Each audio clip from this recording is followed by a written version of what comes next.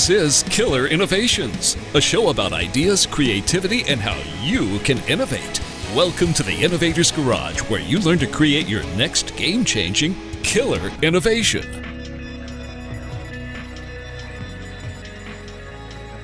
Welcome to Killer Innovations. I'm your host, Phil McKinney. We are here in the studio in Colorado, catching up from our most recent travels. You can follow us over on both Facebook and on Twitter to keep up with where we're at any given time.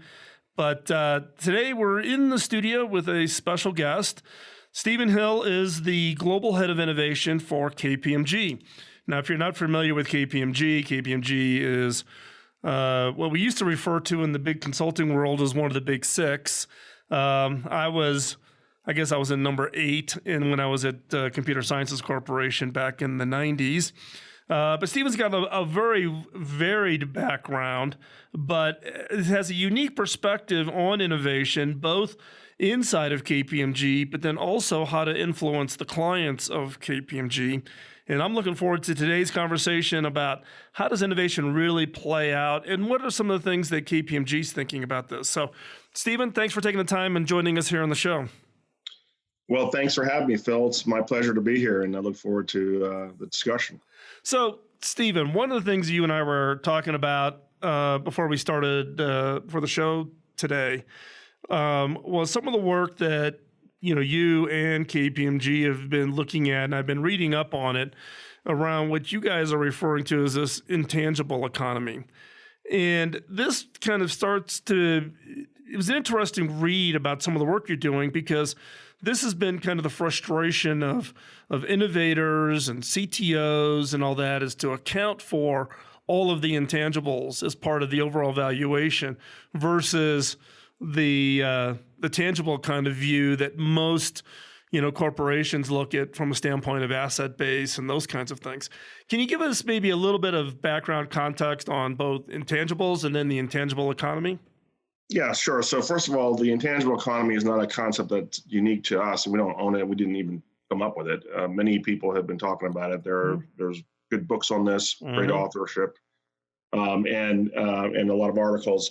But I think it's very interesting perspective, particularly as it relates to innovation, because I think it provides the context for what I'm going to call as the mandate for CEOs and boards to get really serious about how to build innovation capability. And the reason why I think it's an important context is because I think we're coming up to an inflection point around productivity.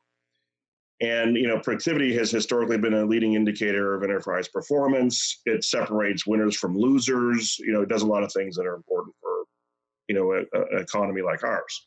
That said, I think everybody acknowledges that we've seen a stagnation or a slowing of productivity overall, and that actually is true. But I think in every case where we've seen big S-curve jumps, whether it was the Industrial Revolution, our productivity just prior to World War II, before we really ramped up an enormous industrial complex, and just before the knowledge economy was emerged, you saw productivity sort of plateauing. And I think we're seeing that as well today. In fact, we did some work based on some really good work done by the Organization for Economic Cooperation and Development. They did some work on total factor productivity back, a couple of years ago at the market level. And we took that work down to the firm level. We worked with the Oxford Economics to do this. We came out with 15,000 global firms employing at least 250 employees, and looked at them between 2008 and 2017 to get a sense of how productivity is shaping out. And just like the OECD did, we took the top 10% and called them frontier firms, and the rest of the 90, we called them the followers. And some interesting things came out of that. First of all, growth for the frontier firms on average over the followers is about 2x. So, that spread is significant, especially when you think about year over year performance. Interestingly enough, which was really weird, I didn't expect to see this. There's very little movement between Frontier and Follower in that time frame. You mean movement from the standpoint of companies moving back and forth between being, Yes. Yeah. Wow. Exactly. You know how many firms moved from 2008 to 2017 between being a Frontier firm or a Follower? Out of 15,000, 18. Wow. Yeah, no, it's pretty staggering, right? And I think part of the problem, part of what we're seeing in the data is that it's very difficult to move your productivity significantly, right? We did see some, but it was not, I mean, at 15,000, I would have thought, holy smokes, maybe we'll see several thousand change. But just like everybody talks about the Fortune, 50 or the Fortune 100, whatever is going to turn over, completely in 20 years or less, right? You think those two equate, they really don't. So that was something that we found that was very interesting. There wasn't a lot of, conversion going up or down. But we also saw some trends emerging that were interesting to help characterize, well, what makes a Frontier from a firm and what makes the Followers what they're doing. And we found a couple of things true. One of them was scale matters and how you invest matters. And, what's clear is we're starting to see in very contemporary data, some of those Frontier firms start to exponentially change their platform for productivity based on data and AI, right? We're seeing those kinds of investments really turn their market value much higher. And so if you look at the top 5 market cap companies today, almost every one of them is fundamentally based on intangibles like an Apple or a Google or what have you, versus 3 or 4 years ago when you had just a handful, a couple were up there. So those were some interesting early so what's coming from the data. Yeah. And we were talking about the productivity piece, the whole stagnation. And it is shocking about how once a firm, particularly on the productivity, gets established, it is hard to change. But beyond AI, what else did you see in that? And how does that tie back onto the concept of this intangible economy? Well, clearly, one of the things that was a factor, and by the way, AI is in and of itself is a byproduct of the other big intangible, which is data. Mm-hmm. And when you think about, the scale that, or the value that data creates, it's pretty significant. In fact, a lot of people today have a lot of fear of being Amazoned, right? That term really is a consequence of Amazon showing what they can do with a bunch of data. And we're starting to see now, smart organizations are really building data strategies, not how do I protect my data and how do I follow the laws. There's a lot of things with data that you need to be careful about. But how do I use data as a business strategy, right? How do I drive value from my data? And there are, I would say, 4 pillars that you need to think about as you consider your data strategies and your AI strategies. The first is, how do I change my customer experience, right? And how do I use data to predict customer behaviors before they do it? How do I value the assets in my economy or value the assets in my organization differently? Like data, because most organizations don't value their assets the same way. And AI, by the way, never stops learning, so that doesn't depreciate. How do I create as a service capabilities as an organization? And then lastly, how do I really transform my workforce with data and AI? Those 4 pillars, we think, are the foundations for the successful firm in the future. Well, that's interesting. I think, again, it gets back to this issue of how do you get CEOs and boards, more importantly, in some cases, to think differently about the level of investment, whether it's in tools like AI or attaching or appreciating the value that gets created just from the sheer, the role of data plays in any organization today. Hopefully, they don't have their head stuck in the sand, seeing what everything is going on in the world out there with regards to data, whether it be as you say, Amazon or, with Facebook and Google, there's also the good way to use that data, and there's also the bad way to use that data too, along with that.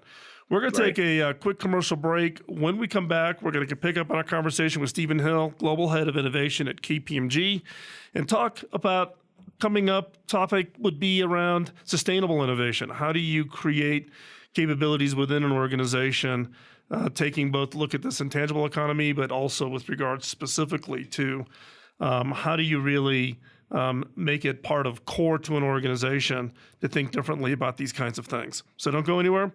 We're going to be right back. You're listening to Killer Innovations on the BizTalk Radio Network.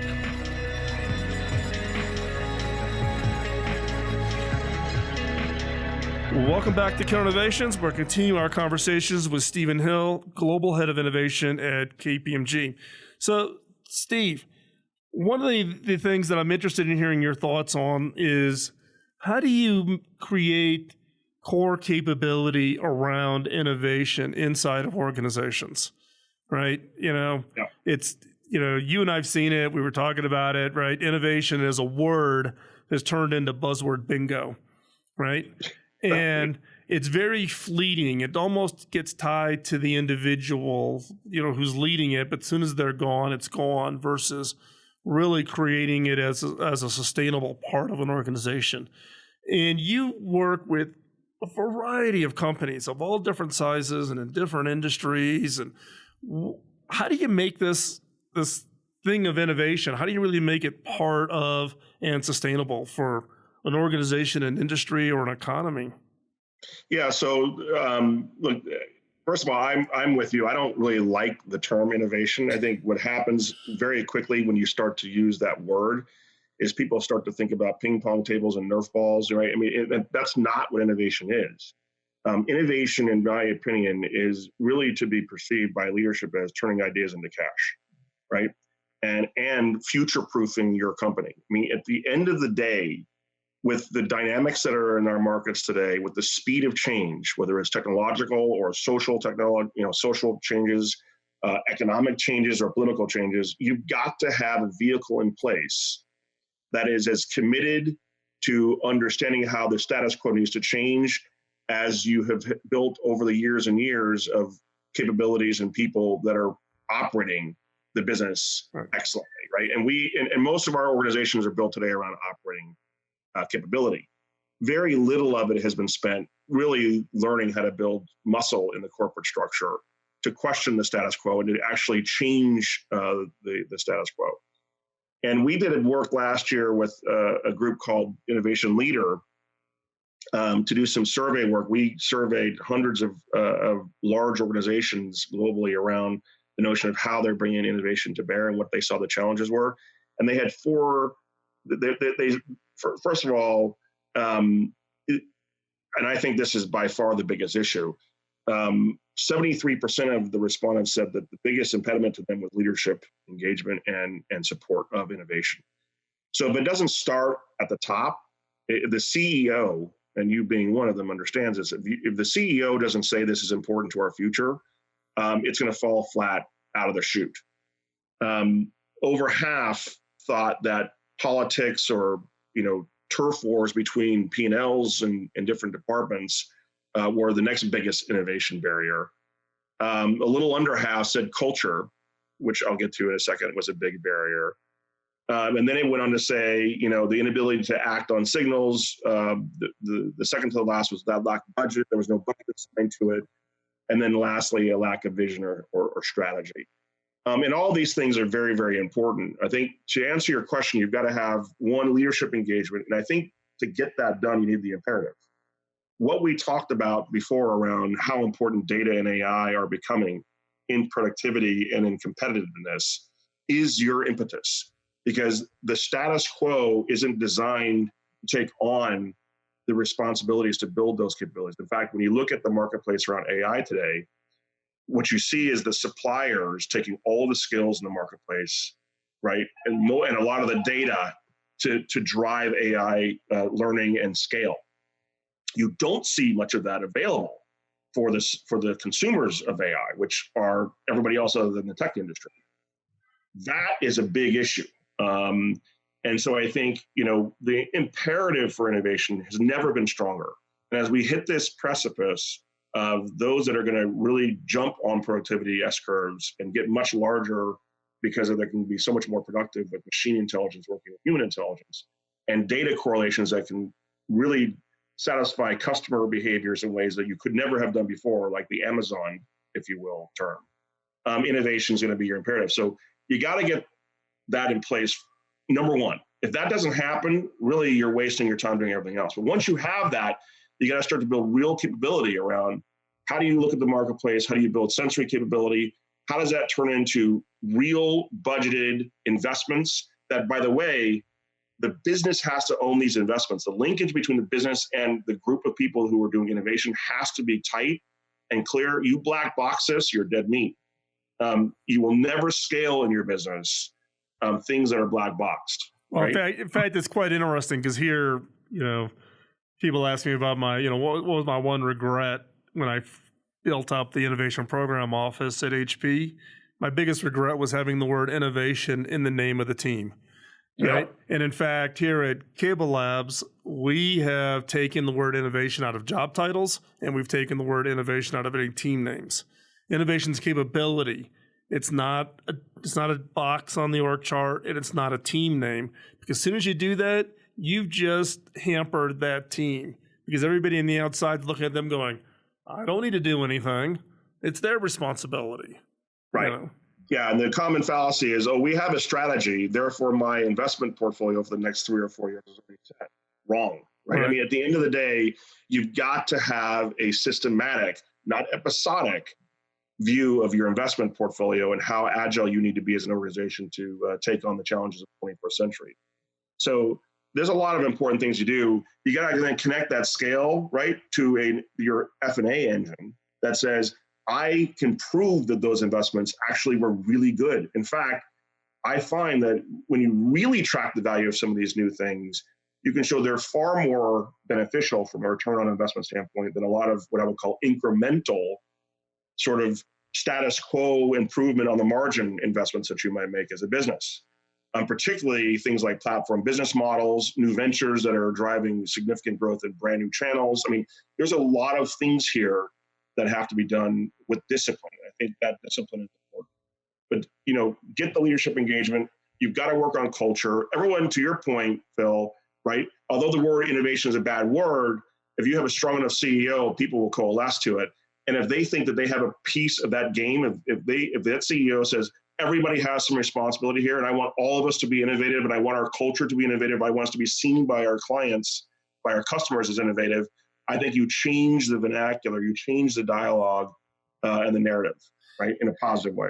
100% agree. And in fact, my advice when I coach CEOs and that are trying to establish their innovation capabilities is you have to think about the fact that when you walk through that front door, you're on stage. Because the entire organization will take their lead from how the CEO acts, talks. It isn't about just mouthing the words and sending out a memo once a month listing projects. You have to live it every day, every engagement, every conversation with everybody on your team, each and every day. We're going to take another quick commercial break. When we come back, we're going to continue our conversation with Stephen Hill, Global Head of Innovation at KPMG. Don't go anywhere. You're listening to Killer Innovations on the BizTalk Radio Network.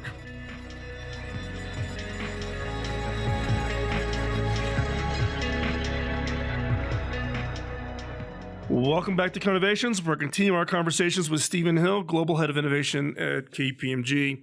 Steve, as we went out to commercial break, we were having the conversation around, the challenges of sustainable innovation inside of organizations. And I shared my experience of staying away from the word innovation.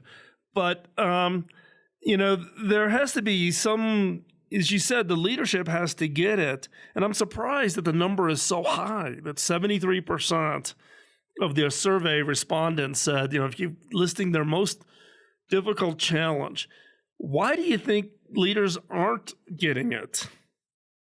It's a great question. And part of that actually, and I know we both we have dislike for the word in some ways. But part of the problem is I don't think leaders really understand what innovation is. A lot of people think that innovation is, unless you come up with the next pet rock, you're just not relevant. And that's not what innovation is. I think defining innovation is super important. And I think it lays out the mandate for building corporate muscle. It lays out the mandate for a leader that you put in place. And I think most importantly, it lays out the mandate for the culture of the organization you want to build into the future. So Steve, let me jump in here real quick. Do you think there's a single definition for innovation, or do you think every organization should craft its own definition for innovation? Well, I think you have to customize it for the organization, right? Because the culture makes a huge difference. And look, culture trumps strategy everywhere. So let's just get that on the table. But I do think your definition has to include the notion of innovation is not one thing. Innovation really, in my opinion, is characterized three ways. You have incremental innovation, which, I think a lot of people will consider to be core, which is how do you move the ship, right? You don't turn a super tanker 180 degrees in a matter of seconds. It takes, movements through the dial. That would be the compass. And a lot of organizations, you can scale the culture and the involvement in the institution around incremental innovation very easily. Hackathons do this, contests do this, asking people that are on the production line to think differently about what they do and to give ideas and celebrate those ideas and drive new thinking that way. The other kind of innovation I would say I'd characterize as adjacent, which is, what are the things that you're doing today that you can do that are tangential to what you're doing that adds an incredible amount of value to what you're doing, right?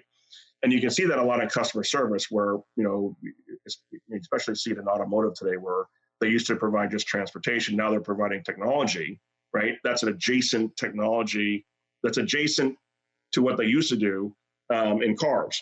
But adjacencies are important. And thirdly, transformational, which is, how do you take a business that is, four walls and a bunch of people in hours and turn it into a platform business model, for example. And, those are all different kinds of innovation. So if an organization, I'm with you 150%. And everybody thinks that innovation is only in that disruptive, game changer, breakthrough kind of change versus you can and must deliver innovation across that entire spectrum of opportunities. But if an organization, that can be a little daunting, right? Where do you start? How do I get started? How do I start to transform my organization? Given both your work both inside of KPMG and your client work and the surveys you've done, what advice would you give us on maybe the first two or three things? If an organization you've got an innovation leader trying to transform the organization, what would be the first steps they should take to really build innovation as a sustainable activity, not just this episodic kind of, go do an annual hackathon kind of thing? Yeah. So the first thing I would do is, if you don't have that CEO commitment, that's it. But find the leader for innovation that has, if you can, right? This is a perfect scenario. Find somebody who is really famous in your organization for getting things done, right? Pick the leader that, has a reputation that people respect and know, wow, this is important to the CEO because they put, Ken in there, who's been, a champion of our growth the last 10 years, what have you, right? Putting that person in place is important with the mandate to start building a disciplined innovation capability, which is sensing, market sensing capabilities, investment management capabilities, working in collaboration with the business, and then deploying and scaling capabilities in the back to help manage and tell the stories of successes. The other thing I would do is I would start to work on culture of the organization overall. And I think this is really important. And you establish cultural momentum around first, to your point earlier, talking about it and really making it part of a strategic set of imperatives. So it could be one of your pillars of success going forward. I think that's exactly what CEOs and the board should do. Secondly, I think getting them involved in contests. You could have hackathons or just, Shark Tank things where people that are working in the field can come together and be acknowledged and celebrated across enterprise on new ideas. And then actually, guess what? put real money behind the investment portfolio. I mean, if you don't work with your F&A group to allocate some portion of retained earnings or capital back to innovation initiatives, you're doing this, amateurishly, in my opinion. Innovation, especially in these times that we're living in with data and AI being so important going forward, if you don't have a significant budget and a significant run rate for major investments going forward and small incremental investments, as we talked about earlier, that have real funding behind them, then that's also a mistake. So getting money matters, and having that in place is really important. So those are some things to think about. Well, here's the question I know I'm going to get.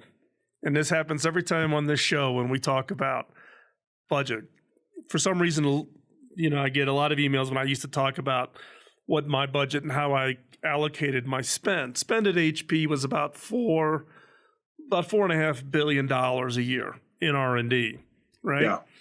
Only roughly about 8.5-9% of that, though, is what I would call innovation spend, right? The question that people are going to ask is, you just said, okay, meaningful, significant. What do you mean by that? Well, it frankly depends on what you're trying to achieve with the innovation budget, right? And so I would say you want to be very clear with yourself, with your people in your organization, and with the marketplace. I mean, you think about investor calls when investors are clamoring about what are you doing to invest in your future.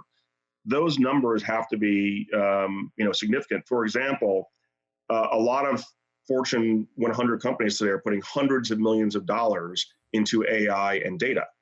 Those monies should be tracked explicitly against the specific use cases and efforts, with the idea that RPA investments all the way to class 3 amalgamations of AI have a return that's going to be managed in a disciplined way over time, just like any other business investment, whether it's an acquisition or anything else. Those are significant monies, right? That's a significant budget. And I think you can celebrate the smaller incremental ones as cultural building exercises too. And so when you talk about significant monies, I think you're talking about hundreds of millions of dollars, in some cases billions. And interestingly enough, look at the supplier side of the marketplace to see some really significant investments. I mean, WhatsApp was purchased for $55 billion or something like that. That's just insane. Those numbers are, you look at some of these acquisitions and say, oh my God, how did they justify that? They didn't justify it based on an incremental investment. They justified it because foundationally, it's going to have huge capability for the future. Yeah, it's what we refer to as innovation by acquisition, right? And it's a valid strategy. So, Steve, thanks for coming on the show. If people want to track what you're doing and what's going on in your activities, where's the best place for them to follow you? KPMG.com, right? I have a Twitter following too. And I think, emailing me directly, no problem, shill@kpmg.com. I'd be happy to take any and all inquiries and any interest in further discussion. Great, perfect. We'll put those all up on the show notes. So we'll put those up at killerinnovations.com, and you can reach out to Steve. Steve, again, thanks for taking time out of your schedule to join us here on Killer Innovations. I greatly appreciate it. We are going to take another quick commercial break. When we come back from this break, we have a new episode of 5 Minutes to New Ideas. You're not going to want to go anywhere. You want to get that notebook out and get ready to be challenged, to look at your business or opportunities in a unique and different way. And we'll be right back after this quick break. You're listening to Killer Innovations on the BizTalk Radio Network.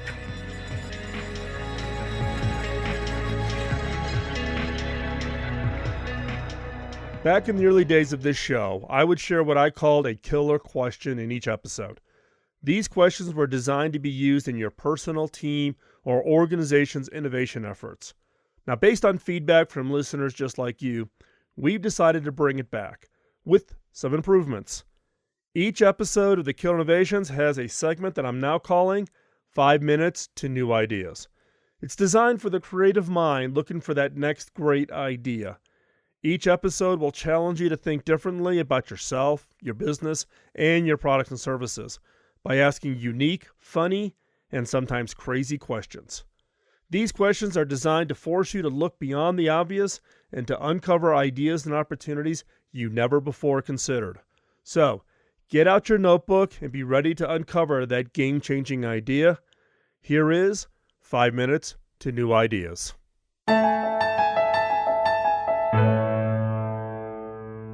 12 words. Millions of 11-year-old boys and now young girls learn it when they join the Boy Scouts. It was something that I had to memorize in order to earn my first step along the way to my Eagle Scout medal. Each weekly meeting started with everyone saying them aloud.